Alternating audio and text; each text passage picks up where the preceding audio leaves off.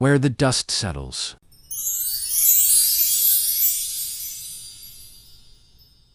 Clara Whitmore stepped down from the stagecoach, as if the ground itself might reject her. Wind tugged at her skirts, carrying dust across the road and into the silence she had followed west. Hollow Creek did not greet her hit, simply watched. She stood alone with one trunk, dressed in mourning black, feeling the finality of the coach pulling away. Whatever life she had known before had ended somewhere east of here. She did not cry. Grief had already taken everything tears could give. The schoolhouse smelled of chalk and sun-warmed wood. Children filled the room with restless energy, and Clara found comfort in their questions. Their eagerness, their need for structure. Teaching gave her days purpose, but nights were another matter. When the lamp was extinguished, memories returned uninvited. She learned that silence could echo louder than loss. Jonah Reed noticed Clara the way one notices weather, carefully, from a distance. He recognized her stillness, the way she held herself, like someone bracing for impact. He had worn that same posture once. He did not approach her until necessity demanded it.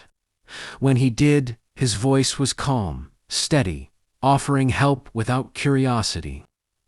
Clara sensed in him a man who understood restraint and trusted him because of it. Trouble did not arrive loudly. It crept in through lingering stares and footsteps that followed too close. Jonah intervened without drama, standing between Clara and what threatened her peace. He offered protection in the simplest form: proximity. A place near his ranch. No promises, no obligations. Clara agreed, believing boundaries would keep her heart safe. Their lives began to overlap quietly. Jonah worked the land with patience born of years. Clara cooked meals meant for two, learning his habits without asking questions. Conversation was sparse, but easy.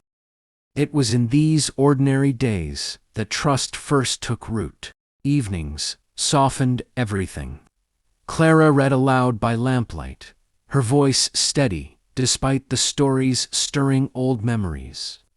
Jonah listened from his chair, absorbing not the words, but the sound of her being there. The glow between them felt like something sacred, fragile, warming, alive. There were moments when something nearly broke free. A brush of hands, a glance held too long, breath caught in shared silence. Each time they retreated, afraid, not of each other, but of what hope might demand. The prairie remembered old debts. A land dispute stirred resentments. Long buried men with unfinished business returned, and Jonah's past followed close behind. Clara felt the tension settle into his shoulders and feared the storm she could not stop. Violence came swift and brutal. Jonah fell protecting what he had built, blood staining the earth beneath him. Clara knelt beside him without hesitation, fear tearing through every careful wall she had raised. In that moment, she knew love had already claimed her. She stayed, through fever and pain, whispering truths she had never meant to say aloud. Jonah spoke in fragments of guilt, of fear, of believing he did not deserve her. Clara answered by staying, again and again. Recovery was slow, marked by quiet mornings and careful movements. Together they rebuilt fences, hands working side by side. Hollow Creek began to see them, not as wounded souls, but as something enduring. Love grew not in declarations, but in persistence. One evening, beneath a wide sky, Jonah finally spoke his love. No poetry, no ceremony, just truth, offered without defense. Clara answered with tears and relief, her heart finally unburdened. They spoke of the future cautiously, as if naming it might break it. Clara folded away her morning clothes. Jonah learned to imagine joy without fear of loss. Hope returned quietly, but it stayed. Their wedding was simple, witnessed only by those who mattered. Vows were spoken softly, meant to be lived rather than remembered. Jonah looked at Clara like a man who had finally come home. Years passed, seasons turned. The prairie stretched wide, but no longer empty. Clara and Jonah stood together, hands entwined, knowing love had not rescued them. If it had stayed, that was enough. The prairie has learned their names. Years have softened the sharp edges of Hollow Creek. But the land remembers Clara and Jonah. Read the way it remembers rain after droughts, low, steady, and necessary. The ranch stands stronger now, fences straight, fields open, marked not by conquest but by care. Clara still teaches.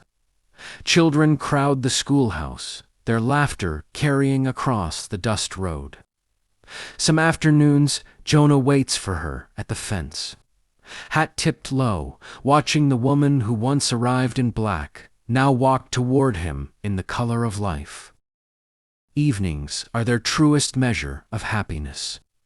Lamplight glows warm against the windows. Clara reads aloud, as she always has, her voice sure and gentle. Jonah listens, his hand wrapped around hers, knowing this is quiet as what he once believed he would never deserve. They speak of the past without fear now, of loss, of loneliness, of the lives that shaped them. Grief no longer owns them. It walks beside them, honored but no longer heavy. When the wind moves through the prairie, Clara leans into Jonah, and he rests his forehead against hers. No grand declarations are needed.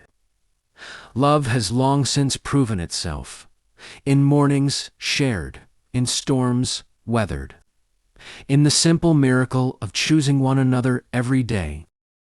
As the dust settles beneath a wide and forgiving sky, what remains is not the pain that brought them west, but the home they built by staying.